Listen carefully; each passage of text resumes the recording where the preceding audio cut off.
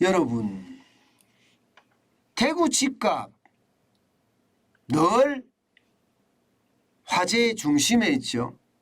공급이 많으니까 집값이 뚝뚝뚝뚝 떨어져서 이게 많은 사람들에게 관심을 갖게 하기에 충분했습니다. 그런데 지금 대구에서 집값이 반값까지 내려갔다, 이런 얘기가 많이 나오고 있습니다. 야, 이게 무슨 일이 일어난 걸까요? 일단 이거를 한번 보시죠. 8월 대구 아파트 평균 낙찰가율입니다. 경매시장에서 일어난 일이에요. 80.3%입니다. 그러면 감정가격이라는 게 있잖아요. 그죠? 감정가라는 게 있잖아요. 감정가 대비해서 80.3이라는 것은 굉장히 낮은 수치입니다.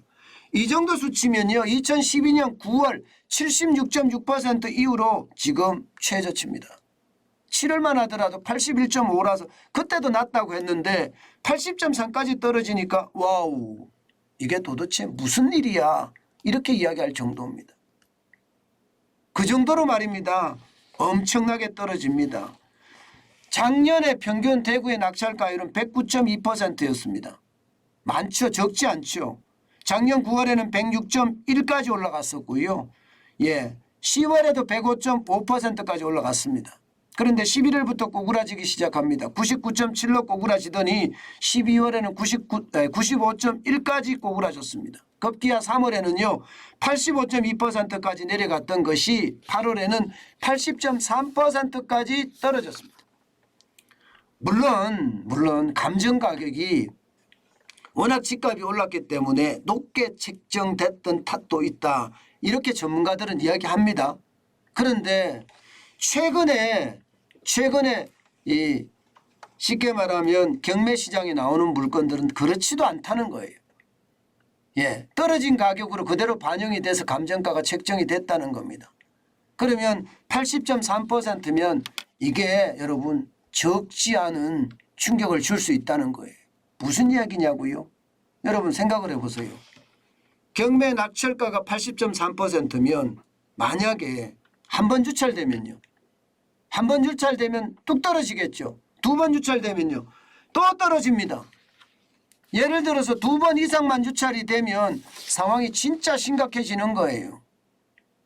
지금 대구 아파트에서 이런 일이 일어난다는 건 여러분 결국 말입니다, 경매시장이 이렇게 흘러갈 수 있다는 거예요. 대구만 이렇지 않다는 겁니다. 쭉쭉 올라올 수 있다는 이야기가 됩니다. 실제로 반값이 나왔느냐, 여러분 보세요. 8월 대구 달성군 다사업 아파트입니다. 전용 76제곱미터입니다. 감정가는 3억 2,900만 원이었습니다. 실제 말입니다. 최저 입찰가는 반값이 안 됐어요. 1억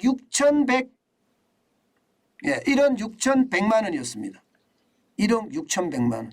이렇게 되니까 야, 이거 사겠다고 진짜 많은 사람이 확 몰린 거예요. 그래서 69%의 낙찰이 됐습니다. 2억 2,700만 원에 팔렸습니다. 그런데 지금 분위기 봐서는요, 이거 일시적이거나 쉽게 말하면 한시적이 아니라는 거예요. 실제 그거 보다가 또 많이 떨어진 것도 있거든요. 달서구 월성동에 있는 B아파트 전용 85제곱미터, 여기도 마찬가지입니다. 최저 입찰가가 2억 4,400만 원이에요. 최저 입찰가가. 감정가는 4억 9,900만 원이었습니다. 반값이죠. 실제로 이게 낙찰이 된 것은 좀 떨어졌죠. 감정가 67.7%인 3억 3,700만 원에 팔리기도 했습니다. 이게 한두 개가 있는 게 또 있습니다. 서구 중리동의 C아파트 전용 49제곱미터입니다. 이것도 낙찰가율이 65.5%인 9,600만 원에 팔렸습니다. 응찰자들이 15명이나 됐어요. 그러니까 지금 시장은요, 이 대구의 상황은 진짜 나쁘다는 이야기입니다. 공급이 많아서 집값이 떨어진 데다가, 그죠? 여기에 이제 전국의 어떤 집값이 대세 하락기에 접어들었습니다.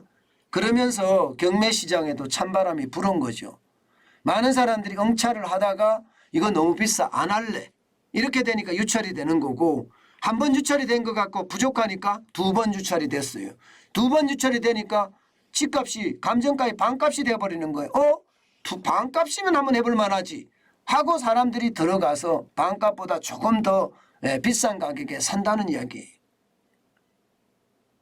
이것은요 여러분, 시장이 이만큼 얼어붙고 있다 이런 얘기입니다. 그런데 이렇게 되잖아요. 그러면 이게 뭐 세종으로 오는 건 당연하지 않겠어요? 세종. 그리고 송도가 포함된 인천으로 오는 것도 당연하고요. 경기도로 오는 것도 당연하고요. 급기야는 서울로도 오겠죠. 현재 낙찰가율은 서울은 그나마 다행이지만 80% 넘거든요. 그런데 앞으로는 어떻게 될지 모른다. 이렇게 이야기합니다. 저는 이것을 보면서 여러분들에게 그런 말씀은 드리고 싶어요. 무주택자들, 집을 가지고 계시지 않은 분들은 한 번쯤 이런 고민을 해볼 필요가 있을 것 같아요. 제가 늘 말하지만 지금이 집값이 많이 떨어질 때가 발품이나 손품을 팔아야 된다 이렇게 이야기하는데요. 이 경매시장 같은 경우는 그야말로 발품 팔아가면서 권리 분석해가면서 시장에 이게 들어가는 것도, 그러니까 시장에 들어간다는 말이 집을 하나 사는 것도 나쁘지 않다 그런 생각을 해봅니다. 여러분, 시장은 많이 다녀야 됩니다.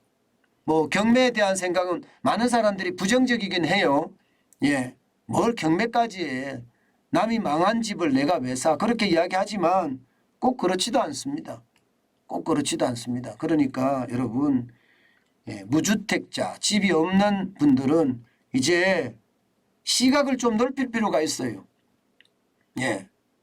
지금 떨어지는 거 급매나 초급매를 잡는 것도 중요하고요.